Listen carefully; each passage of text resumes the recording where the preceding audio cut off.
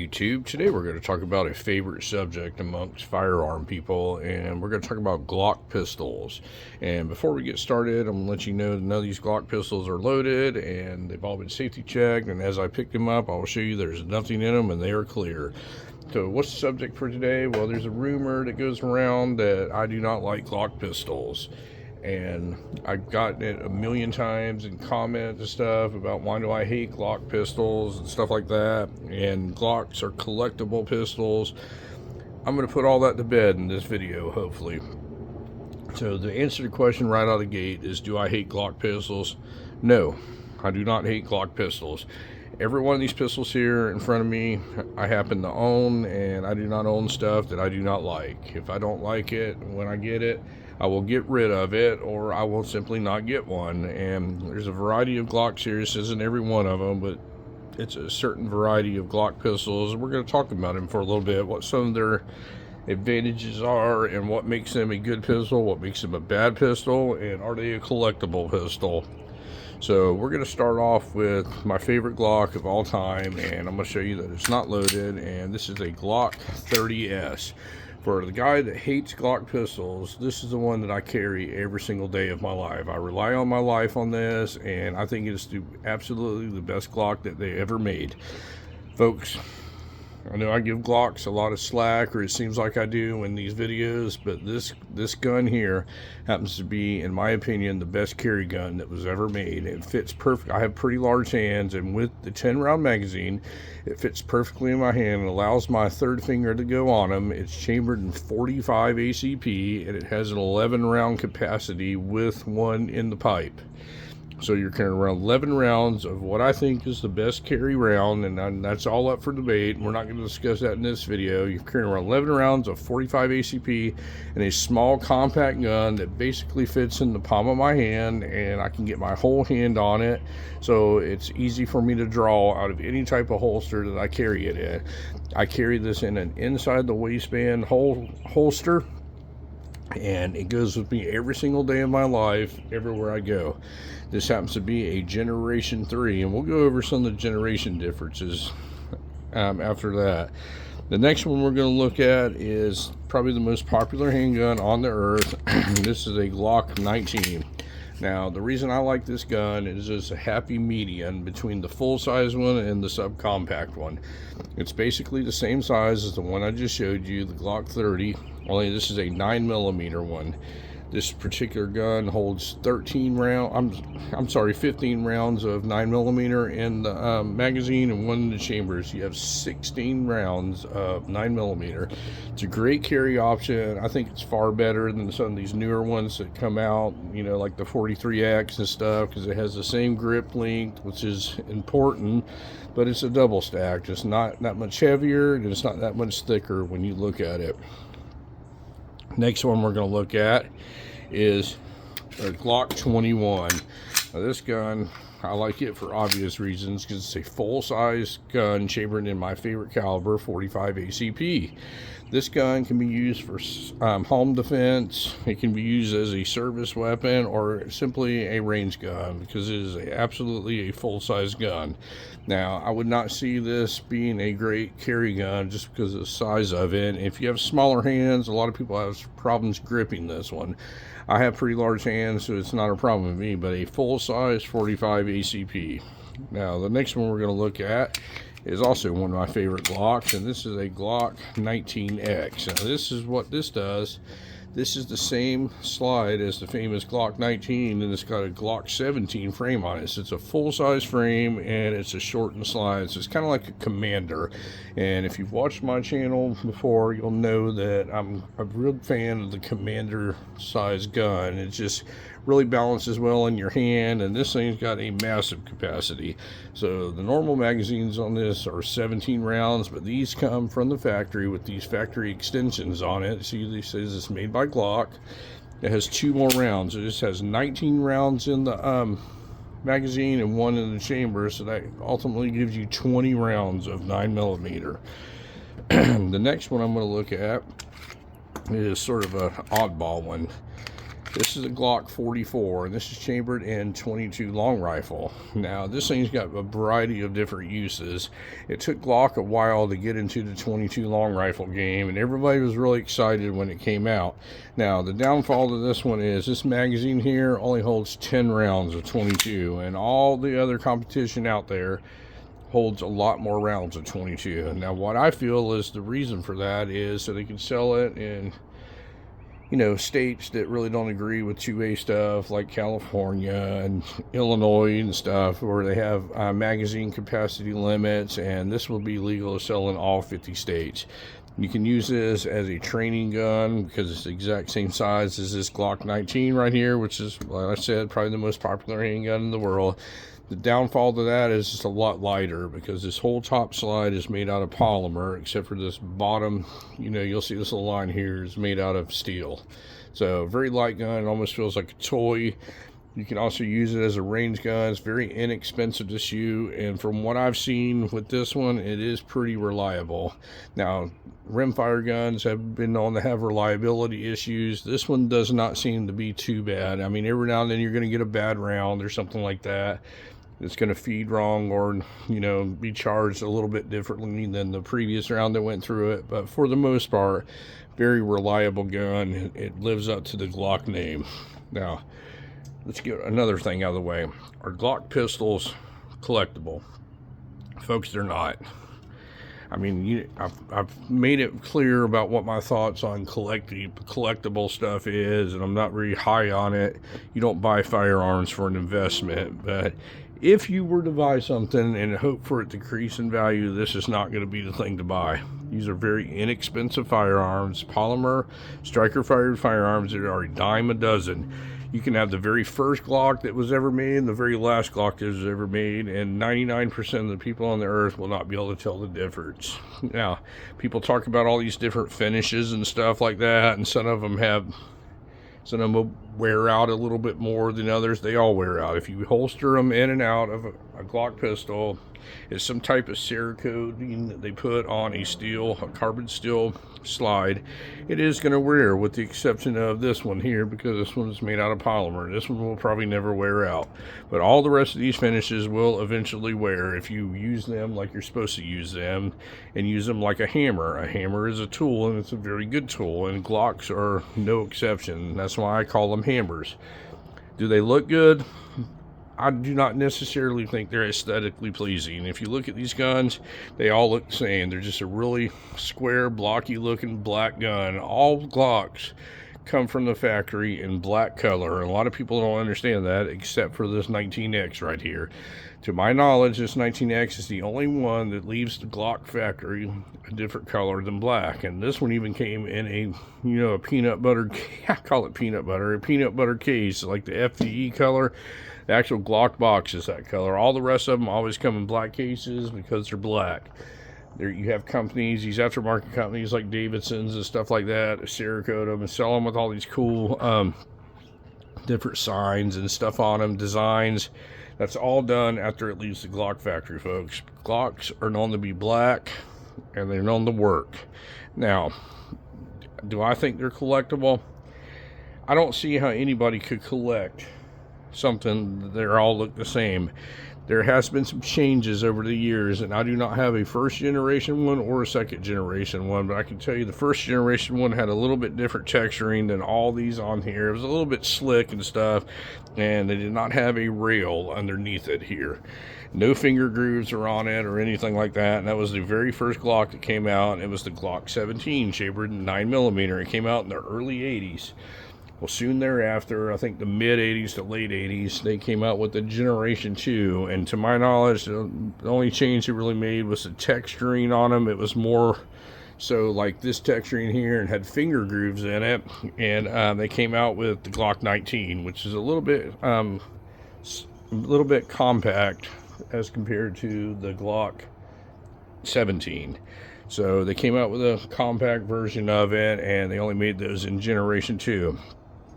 Moving forward, they've listened to shooters, and times have evolved and everything, and they came out with the Generation 3, and that's what this one is. This is the Glock 30S that I carry every day of my life, and they only make these in Generation 3. They had never made a Generation 4 or later Glock 30S.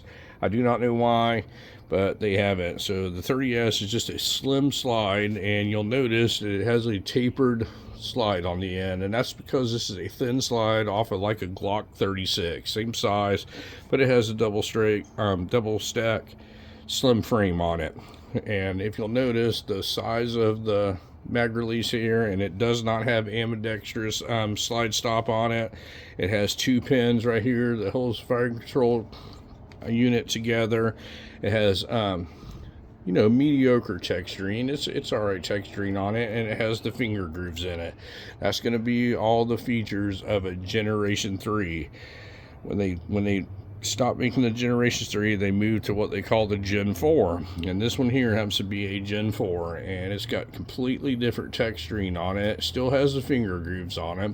If you'll look, it has a larger slide stop, or I'm sorry, mag release on it than a Generation 3 does, and I'll show you them side by side here. You'll notice that this mag release on this is a lot smaller than the mag release on that.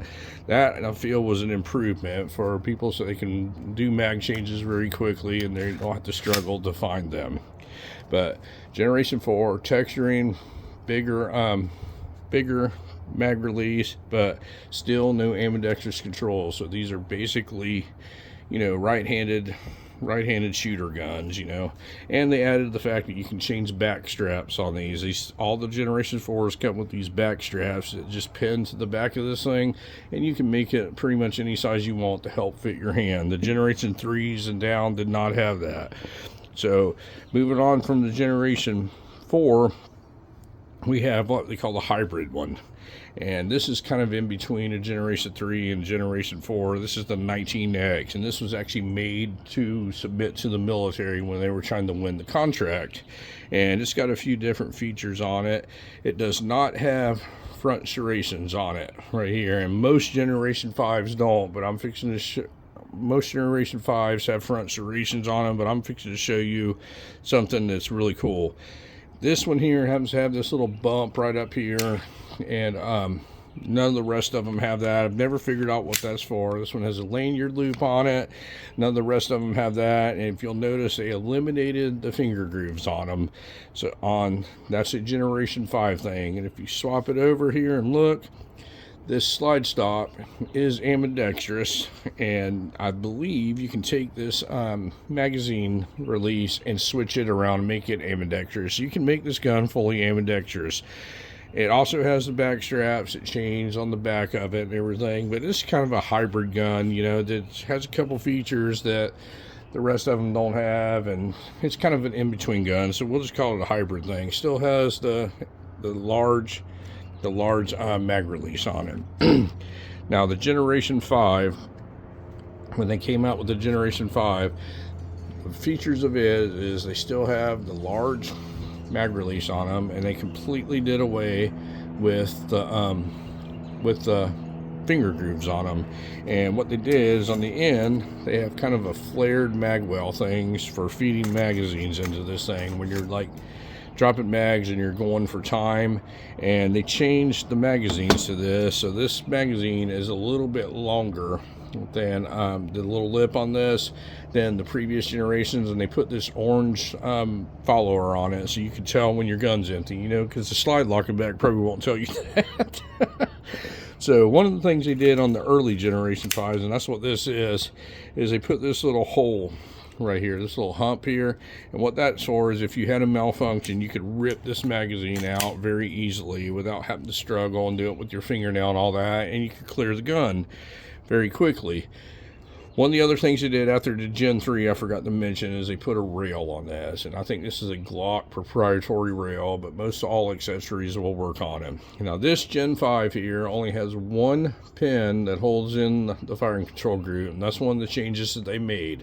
One pin as opposed to the Gen 3 or Gen 4s and down that have 2 pins. If you'll notice a difference, 1 pin, 2 pins here. So that's one of the differences. There's a couple internal differences and stuff, and when you swap it around, the Gen 5s are ambidextrous. So it's got an ambidextrous slide stop on them, and the magazine release can be switched to either side. So you can release it from either side on it. So magwell, larger mag release, 1 pin, and ambidextrous stuff. Now this is an early one, and when people got these things, people have to find something to complain about, and I thought this was a great idea, having this this magazine thing so you could rip it out, this little hump in it. Well, people complained about that, and Glock stopped doing it right after the Gen 5 came out. So what they did is they made this solid across here, and didn't put this. They said it was their hands were getting pinched when they shot their Glock pistols, and I've never had that experience in my life, but it's weird. And the early Gen 5s, on the ones with the cut out on here, they will not have the front serrations on them. And that was a later Gen 5 thing. So I'm going to pick up this Glock 44, and this is a later model one. So this is the Gen 5. You'll notice that hump is not cut out there, and you'll look. Here's the differences. One of them has a hump on it, one of them does not. So if you had a malfunction, it's a little bit harder to rip the magazine out of it, but hey, it won't pinch your finger, because that's all that matters, right, folks? And then since this is a later model one, it has front serrations on it. So you'll see that it has serrations on the front. So this is the current model Gen 5 that's out. No finger grooves, no little hump right here to rip the magazines out, and you'll see the front serrations on them.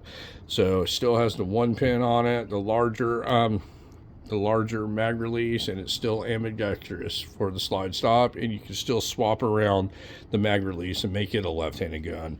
So that's the difference in the generations. Now, is one generation worth more than another one in the collector's world? No, folks, it's not. They all cost the same thing. A used Glock is a used Glock, and you should pay a used Glock price. You should not pay as much for any Glock out there, or more, than you can go to the store and buy it brand new.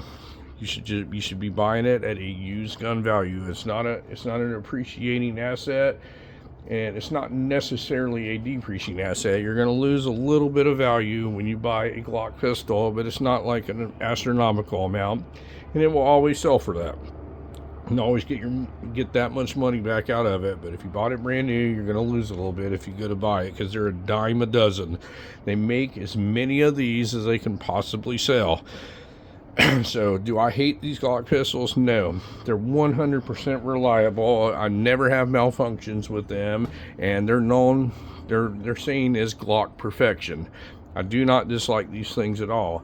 I just do not understand people that take these things and put thousands of dollars in modifying them and then try and resell them for thousands of dollars for a Glock pistol.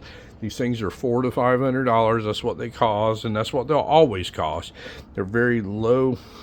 The cost to manufacture these are low, and that's passed on to the consumer. They're in business to make money, so they build them for less than $400, and that's how they make money, folks. But to say that they're collectible because this is a first generation one or a third generation one or something like that is absolutely asinine to say stuff like that.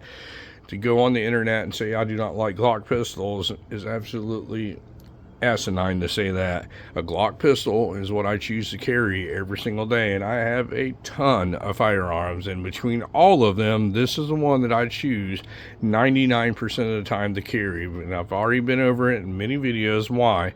The size of it, the caliber of it, and the design of it with the thin slide on it. I do not feel that there is a better carry gun out on the market today than a Glock 30S. Not to be mistaken with the Glock 30. The 30S is the one that I use with the thin slide. One of the other features they have on the Generation 4 and prior to that, they all had this squared off looking slide right here. It's just very blocked off. You'll look at it from the top, it's very blocky looking. Generation 5s, they started doing this cool little taper thing, and what that does is it helps with this going into a holster. And if you'll look at them head on, you'll see that this is tapered down a little bit, and on the Generation 4 and down, it's blocked off. Now with my 30S, it's a Generation 3 and it's an exception. It also has the tapered down looking slide, but that's because this is a thin slide gun. If you get a Generation 3 regular Glock 30, it will be squared off just like this Glock 21 will be, because it's a Generation 3. This is a special exception on this particular gun. But anyway, folks, I'd like to know honest opinions, what y'all think about Glock pistols. Do you rely on them every single day? Do you think they're better than the 6 Hour or the Taurus pistols or the FN pistols or anything else that's out on the market? The Springfield pistols, I do not necessarily think they're better than them, but I think it is a real good option if you're looking for a carry gun or something that you take to the range that you're never going to have problems with.